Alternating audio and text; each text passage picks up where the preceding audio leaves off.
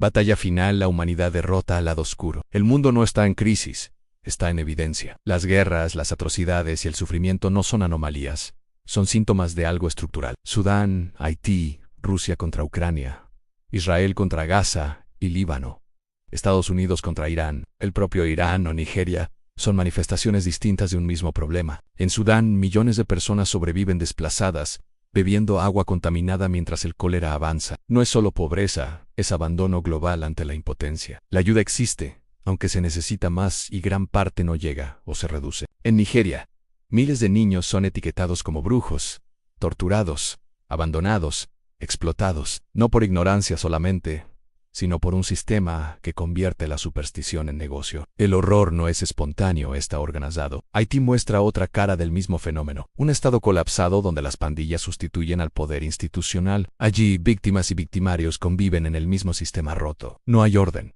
solo supervivencia. En Ucrania, la guerra representa el choque de intereses geopolíticos por parte de Rusia. En Gaza y Líbano, la violencia se perpetúa bajo discursos de seguridad por parte de Israel. En Irán, la represión con las matanzas alcanzó niveles masivos. Estados Unidos contra Irán, el mismo resultado, matanzas. En todos los casos, la vida humana pierde valor frente al poder. El patrón es claro: sistemas que fallan o que directamente oprimen, líderes que ejercen poder y control sobre bienestar, sociedades fragmentadas donde la violencia se normaliza. Pero reducir todo a política o economía es quedarse en la superficie.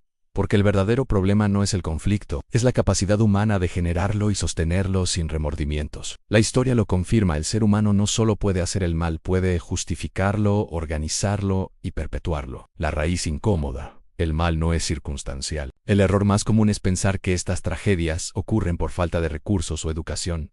No es cierto. Hay países ricos que han cometido atrocidades, hay sociedades avanzadas que han destruido vida. El problema no es solo estructural, es físico. Y está en el cerebro. Existe una línea invisible que separa la humanidad de la inhumanidad. La capacidad de sentir empatía, la presencia de conciencia moral, el remordimiento ante el daño causado, ha dejado de existir en demasiados seres inhumanos. Cuando esa línea desaparece, aparece algo demasiado peligroso: la crueldad, la psicopatía. Se trata de individuos, muchas veces en posiciones de poder, que carecen de empatía, con capacidad de liderazgo mediante la mentira, las máscaras para engañar. Son capaces de justificar matanzas, manipular masas, convertir el sufrimiento en herramienta y, lo más crítico, no sienten la menor culpa por ello. Cuando estas personalidades influyen en sistemas políticos, económicos o religiosos, el resultado es exactamente el mundo que vemos: la psicopatía como origen del mal. Si se analiza en profundidad, la mayoría de las grandes atrocidades inhumanas comparten un patrón: decisiones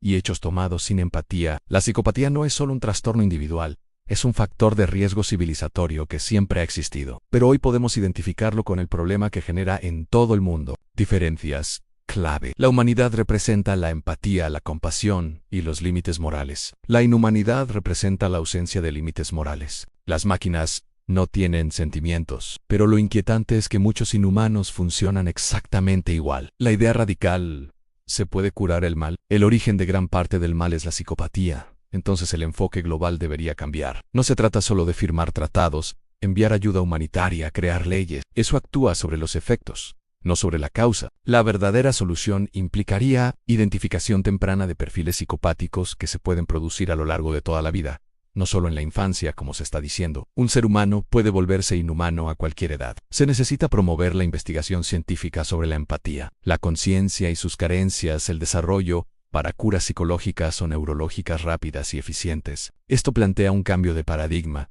tratar la crueldad como un problema que puede ser intervenido, no solo castigado. El dilema ético. Aquí aparece el conflicto más complejo. ¿Hasta qué punto puede la humanidad intervenir en la mente de la inhumanidad? Esto engloba a psicópatas adaptados a nuestra sociedad y que pasan hasta por eminencias siendo crueles, contradictorios, mintiendo y engañando. Llegan incluso a los puestos de mayor poder y popularidad por su capacidad de manipular y dañar a otros.